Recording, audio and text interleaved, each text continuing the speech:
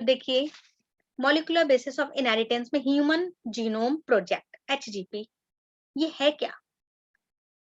ये एक ऐसा प्रोजेक्ट है जो कई देशों ने मिलके इसे स्टार्ट किया। कई देशों के मॉलिक्यूलर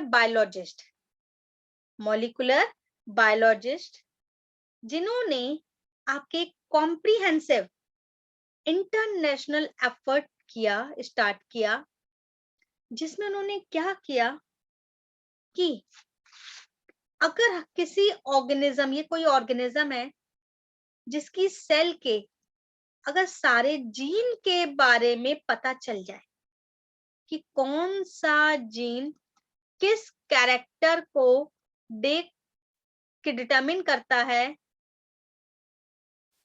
और अगर इसमें खराबी आ जाए तो कैरेक्टर कैसे मॉडिफाइड हो जाता है।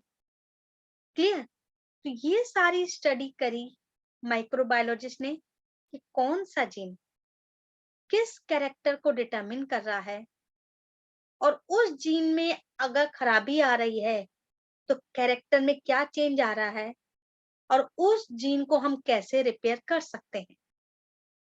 तो ये पूरा प्रोसेस था आपके ह्यूमन जीनोम प्रोजेक्ट में। अगर हमें पता हो कि गाड़ी में कौन कौन से कल पुर्जे कैसे लगे हैं, अगर कहीं गाड़ी खराब होती है तो हम उसको ठीक करके गाड़ी सही कर सकते हैं। कि ये चीज ऐसी लगी थी, ऐसी खराब हो गई, तो अपन उसको सही कर सकते हैं ना। अगर अपन को इसकी नॉलेज है तो अपन उसे कहीं पे भी सही कर सकते हैं। तो यही सेम चीज आपके ह्यूमन जीनोम प्रोजेक्ट में है कि मान लीजिए कि एक जीन है जो ब्लड की क्लॉटिंग कर रहा है। अगर ये जीन खराब हो गया तो ब्लड की क्लॉटिंग नहीं होगी और हीमोफीलिया डिजीज हो जाएगी। तो पहली चीज तो हमें ये पता है कि ये जीन इस ब्लड की क्लॉटिंग में हेल्प कर रहा है। और आपको मालूम है जीन किसके बने होते हैं? डीएनए के। और डीएनए किसके बने होते हैं? न्यूक्लियोटाइड के। तो न्यूक्लियोटाइड का जो सीक्वेंस है इस डीएनए में, और कितने न्यूक्लियोटाइड है, नंबर ऑफ न्यूक्लियोटाइड, यही इस जीन को डिटरमिन कर रहे हैं ना। क्योंकि अलग अलग जीन का मतलब है न्यूक्लियोटाइड के नंबर में डिफरेंस और उनके सीक्वेंस में डिफरेंस। तो अगर हमें पता है कि इस डीएनए या इस जीन में ये न्यूक्लियोटाइड है और इस सीक्वेंस में अरेंज है, अगर इनका स्ट्रक्चर बिगड़ जाए तो जीन खराब हो जाएगा। जीन खराब हो जाएगा तो ये कैरेक्टर शो नहीं होगा, बल्कि डिफेक्ट हो जाएगा। जैसे हमने कहा कि एक जीन है जो ब्लड की क्लॉटिंग कर रहा है।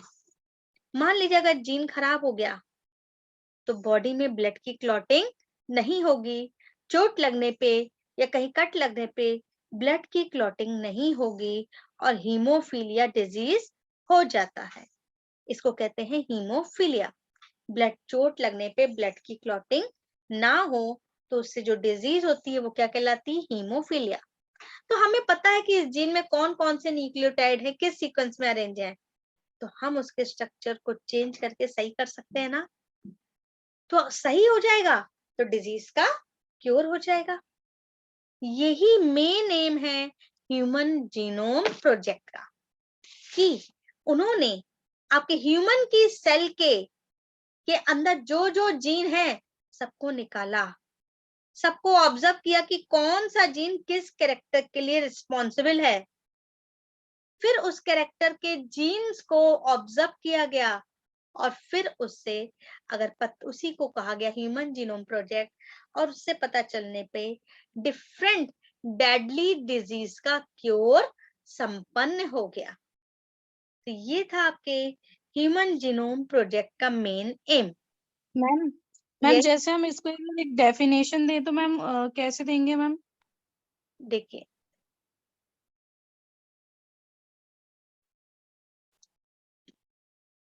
ये एफर्ट्स आपका 1990 में स्टार्ट हुआ था, जिसमें ह्यूमन की एक सेल के इंटायर जीनोम के बारे में पता चलने के लिए बात चली थी। मतलब ये आपके सारे जीन के बारे में सबके डाटा को कलेक्ट करना स्टार्ट कर दिया गया था। ठीक, तो ये आपके जो प्रोजेक्ट था 10 अक्टूबर 1990 में स्टार्ट हुआ था, और जो ह्यूमन का जीनोम प्रोजेक्ट था वो आपके 2003 में खत्म हुआ था। 1990 से 2003 तक चला था ह्यूमन जीनोम प्रोजेक्ट, जो 10 अक्टूबर को स्टार्ट हुआ था और आपके 2003 में आपके कंप्लीट हो गया था। तो इस पूरे एफर्ट्स को कितने साल लग गए? 13 साल, 13 इयर्स। तो इस पूरे एफर्ट्स को 13 इयर्स लग गए थे ह्यूमन जीनोम प्रोजेक्ट बनने में। ठीक है, तो ये आपके ह्यूमन जीनोम प्रोजेक्ट जो बना था आपके, उसमें क्या हुआ, ये पता चला कि ह्यूमन की एक सेल, एक हैप्लॉइड सेल में जितने क्रोमोसोम हैं, उस क्रोमोसोम पे जितने जीन लोकेट हैं, तो सभी जीन के डाटा को कलेक्ट किया गया। और आपको मालूम है जीन किसके बने हैं? डीएनए के। और डीएनए किससे मिलके बना है? न्यूक्लियोटाइड। तो इनके सीक्वेंस और नंबर में आपके चेंज हो सकता है ना। तो हमें ये मालूम, ये पता करने के लिए कि कौन सा जीन किस कैरेक्टर के लिए रिस्पॉन्सिबल है, और उस जीन में कितने न्यूक्लियोटाइड हैं, किस सीक्वेंस में है, तो ये डाटा पता चलते गए और उसको आपके कंप्यूटर में फीड करते चले गए। तो ये था आपके मेन ह्यूमन जीनोम प्रोजेक्ट। तो जब उन्होंने सारे जीन का डाटा कंप्यूटर में फीड कर दिया, तो देखा टोटल आपके 3 बिलियन बेस पेयर एस्टिमेट हुए। टोटल आपके 3 बिलियन यूएस, आप ये देखिए मेन चीज है, ये आपके जो data collected 3 billion base pair, 3 billion base pair observe हुए थे ह्यूमन की हैप्लॉइड सेल में। हैप्लॉइड सेल में आपके 3 बिलियन बेस पेयर मिले थे। और आपको बता दें, इन 3 बिलियन बेस पेयर के डाटा को कैसे कैसे ऑब्जर्व किया, फिर उनके डाटा को कंप्यूटर में फीड किया, तो ये सारा प्रोसेस करने में 9 बिलियन यूएस डॉलर का खर्चा आया। 9 बिलियन यूएस डॉलर का खर्चा आया था। तो एक ह्यूमन की एक हैप्लॉइड सेल में कितने जीन हैं, ये आपको पता चल गया इस एफर्ट से। और अब अगर वो जीन किस कैरेक्टर के लिए रिस्पॉन्सिबल है, ये भी पता चल गया। तो अगर अब उसमें कोई डिफेक्ट आता है, तो उसे हम बायोटेक्नोलॉजी के द्वारा सही कर सकते हैं। क्लियर? तो ये था आपके ह्यूमन जीनोम प्रोजेक्ट। अब देखिए, ये प्रोजेक्ट आपके 10 अक्टूबर 1990 से स्टार्ट हुआ था, 2003 में खत्म हो गया था। फिर आपके ह्यूमन जीनोम प्रोजेक्ट जो है, ये बहुत ज्यादा कोलैबोरेशन एफर्ट्स था। बहुत देश के साइंटिस्ट लोगों ने मिलके इस आपके प्रोसेस को आपके जो है मेन चीज, इस प्रोसेस को पूरा कंप्लीट किया। ठीक है, जिसमें 9 बिलियन यूएस डॉलर का खर्चा आया और इस पूरे प्रोजेक्ट को बनने में 13 साल लग गए। तो इनके सारे डाटा कंप्यूटर पे फीड किए गए। अब अगर हम कंप्यूटर से हार्ड कॉपी बनाएं, तो आपको बता दें इस हार्ड कॉपी कितनी मिलेंगी? 3300 आपकी बुक्स बनेंगी। मतलब इस सारे डाटा को कंप्यूटर से लेके हार्ड कॉपी में अगर कन्वर्ट करना चाहें, तो मेन चीज सारी आपके सारे डाटा को कन्वर्ट करने के लिए हार्ड कॉपी में 3300 बुक्स बनेंगी। वो भी जब जब इसके हर बुक में 1000 पेज होंगे और हर पेज पे 1000 लेटर होंगे, तब जाके आपके 300 बुक्स बनेंगी।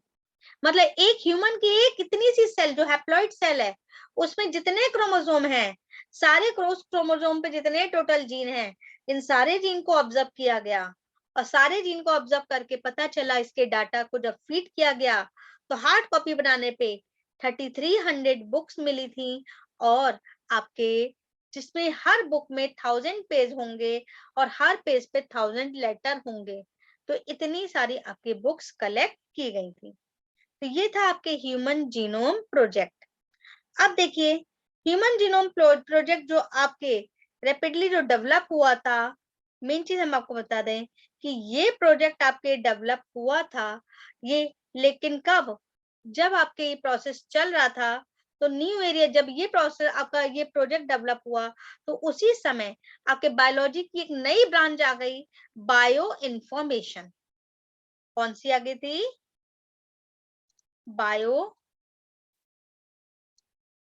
बायो इंफॉर्मेशन आपके।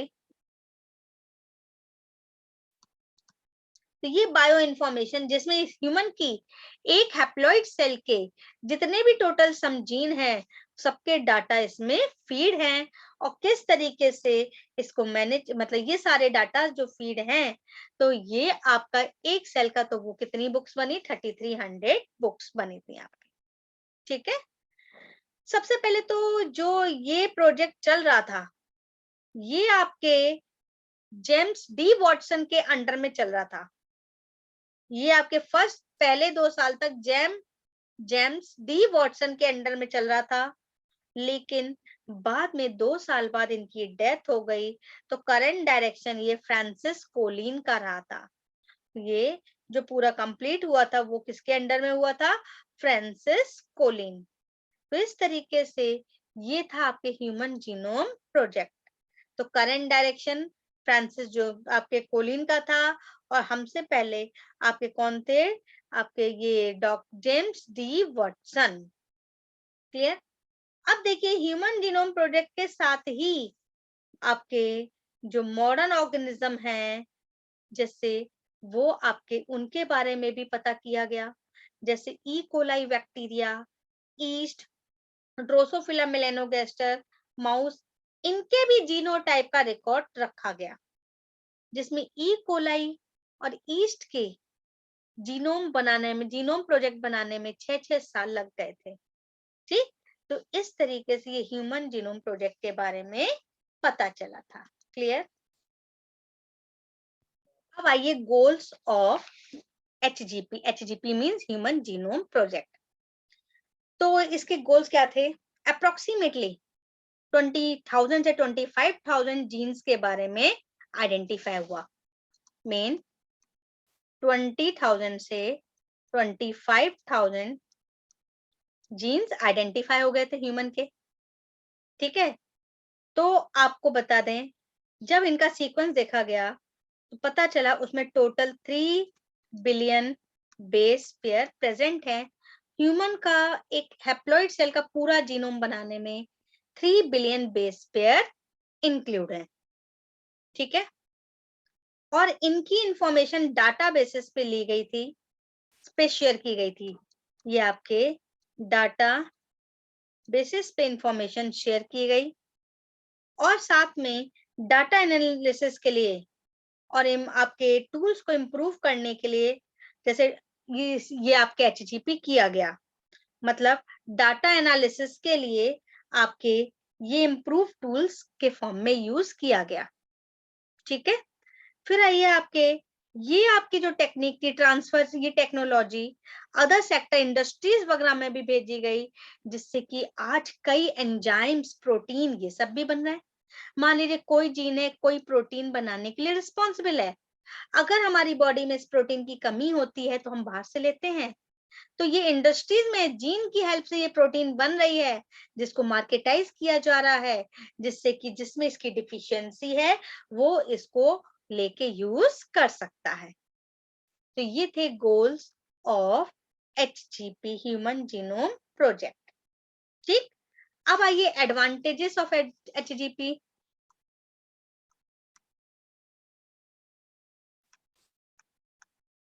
एडवांटेजेस मतलब फायदे।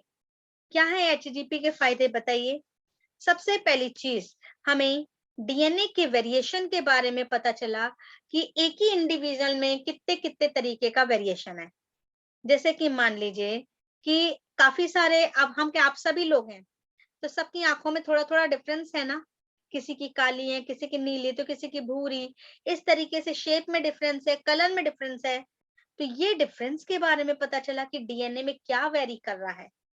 ठीक है, आपकी काली आंखें हैं, दूसरे की नीली है, कि दोनों के जीन में डिफरेंस होगा ना, तो इससे ये पता चल गया कि आपके जितने भी लोग हैं उनके बीच में क्या-क्या डिफरेंसेस हैं और वो डिफरेंसेस के लिए जो जीन रिस्पॉन्सिबल है उसमें क्या डिफरेंस है।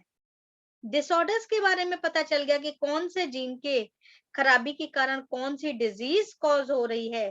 तो इस तरीके से आपके डायग्नोसिस आपके जल्दी होने लगी। तो उसपे आपके रेवोल्यूशनरी न्यू वे आ गया आपके कि जो डायग्नोसिस होती है उसके बाद उसका ट्रीटमेंट करने के लिए नया वे आ गया। कैसे? अगर जीन की खराबी से डिजीज हुई है तो जीन को रिप्लेस कर दें या रिपेयर करके उस डिजीज को ठीक कर सकते हैं। क्लियर? तो इस तरीके से आपके ये एडवांटेजेस रहे। ह्यूमन बायोलॉजी में आपको मेन चीज है कि ये मान लीजिए कि अपन जो है नॉन ह्यूमन ऑर्गेनिज्म के बारे में भी पढ़ चुके।